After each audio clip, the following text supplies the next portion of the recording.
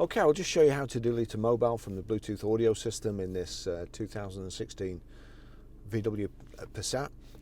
Right, so from any screen, actually, what I need to do first is delete it from my phone, so Bluetooth, and I'll actually try and remember, because yesterday I was trying to I was trying to do this at a car wash, and there was about a million different cars that showed up, and of course I didn't know what this one was called, so I just keep trying different ones.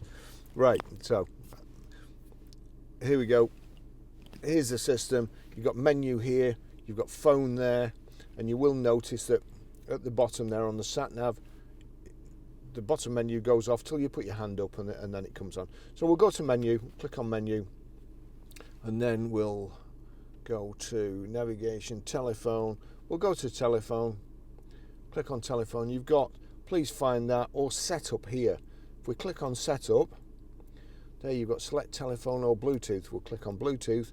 Now you've got this screen that comes up, Bluetooth. If you're having problems with the VW system and you can't pair, just make sure there's a ticking Bluetooth there and that it's switched on. But then we go down to paired devices. Also there's a ticking Bluetooth audio there. So we'll click on paired devices.